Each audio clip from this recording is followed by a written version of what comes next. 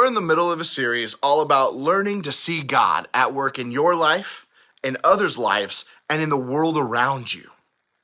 And today we're talking about something that we all need: practice. Have you ever wanted to be good at something like sports, music, drawing, dancing, maybe gaming, but realized it takes a lot of practice? You don't just wake up with skills. You've got to work at them. It's like an athlete training. Like Kobe Bryant is a beautiful example. He was there before his team, he was there after his team, and he rehearsed and practiced all the time. If we want to get better at anything, we have to practice, and that includes growing in our faith. But let's be honest, most of us don't love practice. It's hard. It takes up a lot of time. It can be stressful, and it can feel boring or repetitive. Even though practice can be tough, we know that it helps us improve our skills, reach our goals, and see results over time. Well, the same thing is true with our faith. Now, I'm not saying that practicing your faith, like praying or reading the Bible, makes God love you more. He already loves you completely. But if you want to see more of God in your everyday life, then you've got to practice looking for him. And that's where it gets tricky, because you're already busy with school, sports, and other activities and family life. It might sound boring or confusing to you. Maybe you don't even know where to start.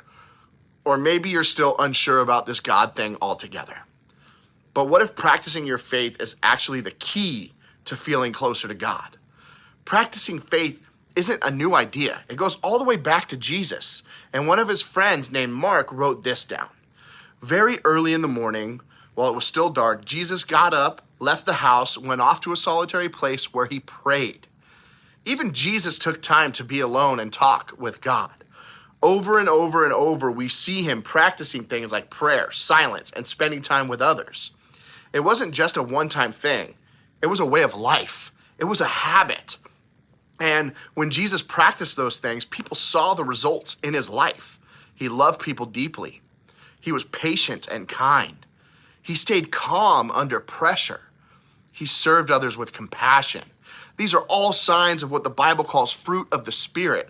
Things like love, joy, patience, peace, kindness, and more.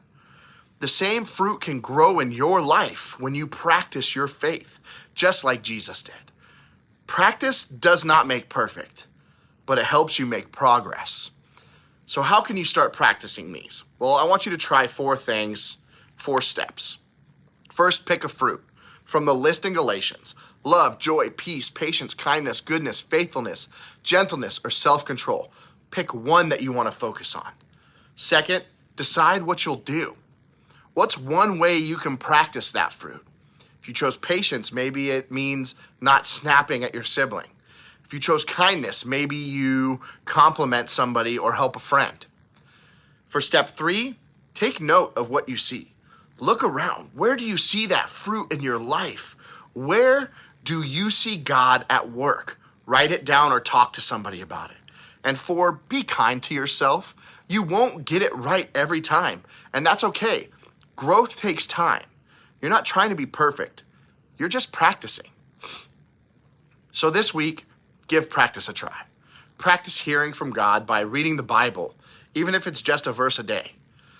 You can practice hearing from God by saying a quick prayer, even if it's just, God, help me today. You can also do it by talking to God or talking about God with a friend or a leader. You can do this through living like Jesus by choosing love, kindness, patience. Practice helps you make progress. So what's one way you can practice looking for God this week? Take care, everybody. Have a beautiful week.